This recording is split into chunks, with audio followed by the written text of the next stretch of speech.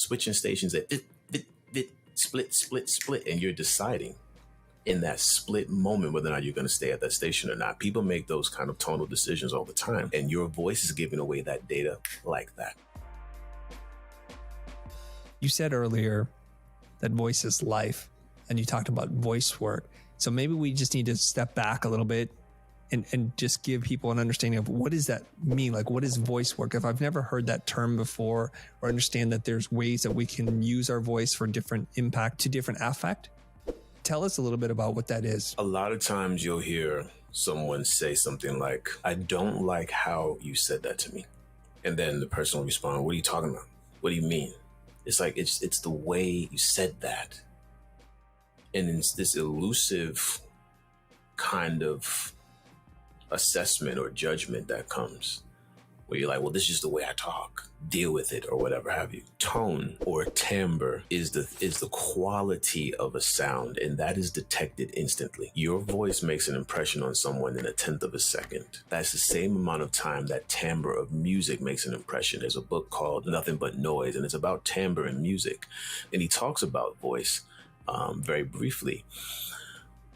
But that very small fraction of a second, you ever like dial when you're listening to the radio? For those who ever turn dials on radios, I'm aging myself, but we used to turn in a car. Like, we used to listen to an actual radio, and we had to allow ourselves to turn to different stations. And you can tell, like, you're switching stations at split, split, split, and you're deciding in that split moment whether or not you're going to stay at that station or not. People make those kind of tonal decisions all the time, and your voice is giving away that data like that. So when I say voice work, what is the appropriate tone for the context of the discussion that you are having right now? A lot of people are brilliant and they have amazing content. And this is actually where I want to lean into Clubhouse. And when I first came into your room, in the Future Room, you were speaking.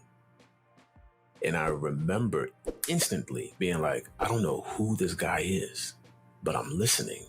And then you told this really beautiful story. And I had no idea who you were, but I remembered the gravitas, how exceptional the delivery of your story was. I'm like, this guy, whatever he does it well, and he does it at a masterful level. And then the affect of your tone I cannot forget it. I was attempting to figure out how I wanted to describe it, but you have like a surgical warmth. That's the best way that I could describe it. It's like very precise and to the point, but it's warm. It's like the neurosurgeon that really cares about opening up the person's brain, and they're not just cold and looking at it like, okay, this is a person, but I still have to open them up and I still have to do this procedure, but I'm still dealing with the person. And that affect is what people will remember. The tone of your voice will indicate two things for people after: what reminds them of you and what they remember about you. Maya Angelou said, people will forget what you said, but they'll never forget how you said it. And there's neuroscience to support that. Like in certain memory tasks, they can remember if you said words in a sad way, they will remember that you said them in a sad way more than they will actually remember the word itself. Same thing with any other tone. And we are drawn to tonal decision making.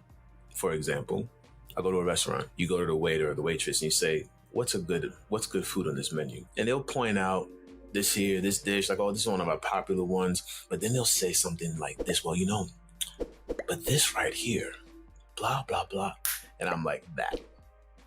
Why? Because in their tone, I was able to ascertain that experience was so enriching for them. I want that. And when we're speaking to people are making decisions about whether or not they want to sound like us.